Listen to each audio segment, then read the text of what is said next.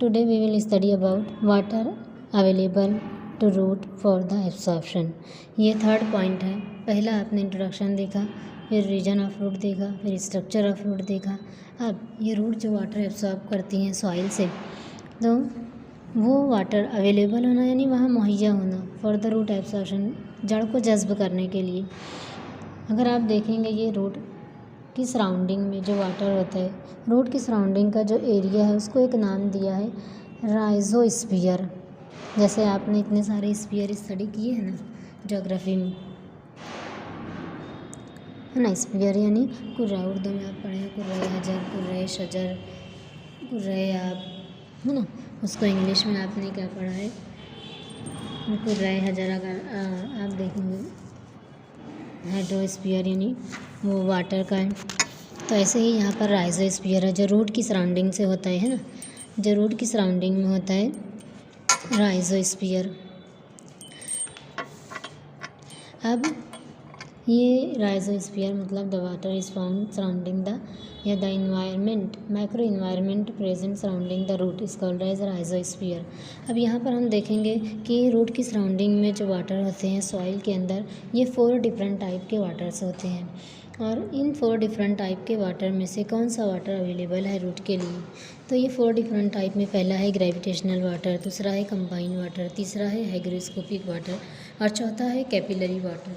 अब इसमें हम सबसे पहला देखेंगे ग्रेविटेशनल वाटर। ग्रेविटेशनल फोर्स से, ग्रेविटी से, है ना। तो यहाँ पर क्या बताया है, ये ग्रेविटेशनल वाटर बल्क क्वांटिटी में बहुत ज़्यादा होता है, लेकिन इसके वाटर मॉलिक्यूल जो होते हैं डीप इन द सॉइल, ये ग्रेविटेशनल फोर्स की वजह से ज़मीन की बहुत गहराई में चले जाते हैं, इतनी गहराई में कि root of plant not reach it to lift.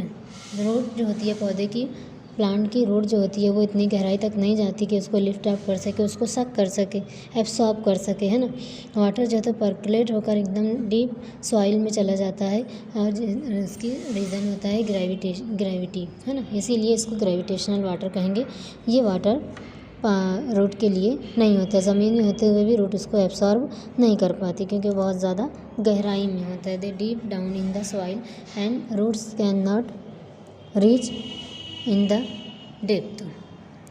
Next second type का वाटर देखेंगे हम, कंबाइन वाटर। कंबाइन यानी जुड़ा हुआ। यहाँ पर क्या बताया है, वाटर मॉलिक्यूल्स जो होते हैं वो डिफरेंट जो मेटल्स होते हैं उनसे जॉइंट्स होते हैं नॉन मेटल से, जैसे oxides of silica and aluminium. Silica और एल्यूमिनियम के ऑक्साइड जैसे बन जाते हैं, वहाँ वाटर उसके साथ आ जाता है और इस कॉम्बिनेशन में अधेसिव फोर्स जो होती है बहुत ज़्यादा होती है। इस अधेसिव फोर्स की वजह से रूट इस फोर्स को ब्रेक नहीं कर पाते, यानी रूट की जो ताकत होती है उसकी ताकत से ज़्यादा ताकत इनके मॉलिक्यूल में होती है, वाटर इनके मॉलिक्यूल में, जिसको वो ब्रेक नहीं कर पाते और वो वाटर वहाँ से सक नहीं कर पाते।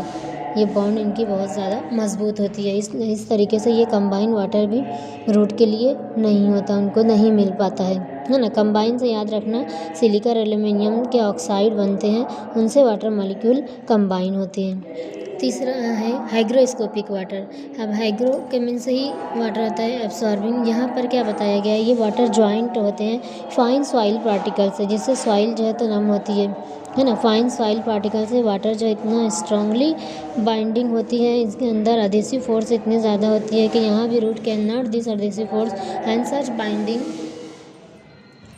Due to such binding water is not absorb by the root. ये भी रूट के लिए नहीं होते हैं। ये हाइग्रोस्कोपिक वाटर जो होते हैं वो उसको रूट एब्सॉर्ब नहीं कर पाती है ना। वाटर मॉलिक्यूल जो है सॉइल के फाइन पार्टिकल से इतना ज़्यादा टाइटली अटैच होती है ना, तो उसको रूट एम्बाइब या एब्सॉर्ब नहीं कर पाते हैं। इसके बाद है कैपिलरी वाटर।